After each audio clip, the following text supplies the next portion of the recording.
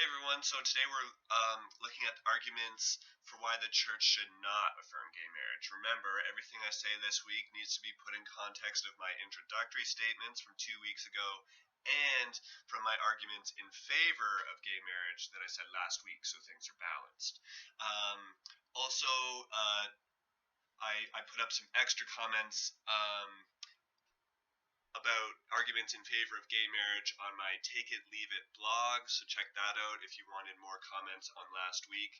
But today we're talking about why the church should not affirm gay marriage. And so the best argument, I think, for why the church should not affirm gay marriage is that the burden of proof is on the other side.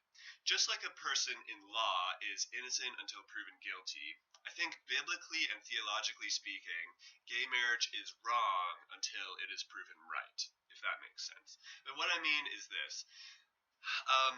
There are 6 passages that talk about men sleeping with men, or in some cases, women sleeping with women.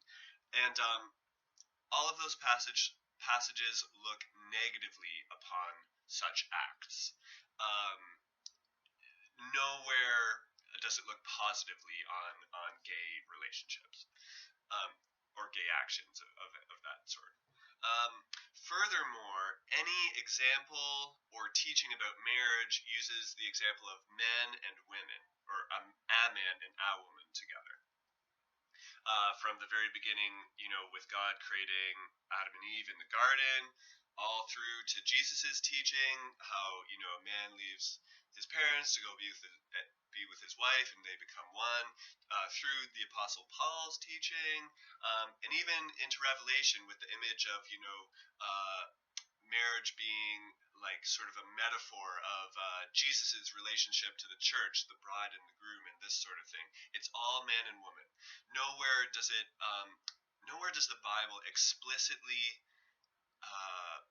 give a positive view of gay relationships or gay marriage.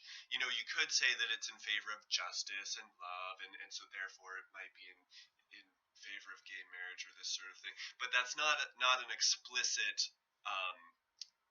positive view. It's more so something that you could read out of it. Biblically, it just seems to have a negative view, and then 2,000 years of church history as well have looked negatively upon gay relationships, gay actions, this sort of thing. And so we're kind of left with the position of saying, yes, there are arguments in favor of gay marriage, which I presented last week, but the question is, are they strong enough to go against the plain reading of Scripture? The gay relationships are bad. And when I say plain reading of Scripture, I mean, if you just sort of picked up a Bible and looked at these passages, you would think that the Bible is against gay marriage. Now, you can do some sort of theological gymnastics to, say, oh, it's not what you think it is, they're talking about something different, and try and make the Bible out to be in favor of gay marriage. But that's a lot more difficult than just sort of the plain reading of Scripture, which says it's not in favor of gay marriage. So that's what I mean by that. So the plain reading of Scripture and 2,000 years of tradition, church tradition, are all against it. So your arguments in favor of gay marriage better be super strong to change our beliefs and our practices in regards to this issue. And then for anyone, giving arguments in favor of gay marriage, or for anyone, saying it's a good thing,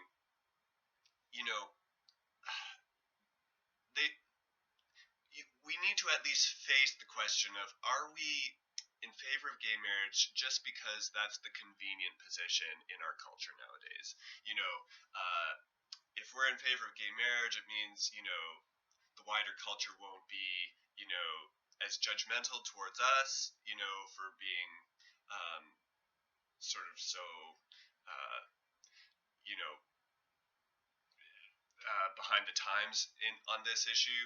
And also, it would be less awkward if you meet a gay couple or this sort of thing, because you can say you're in favor of it. And so being in favor of gay marriage is just very convenient nowadays. And so you got to ask yourself, if you're in favor of it as a Christian or as a church, are you really in favor of it because you think the Bible or God is leading you in that direction, or is it just sort of because it's easier? I leave you with that question. Until next time.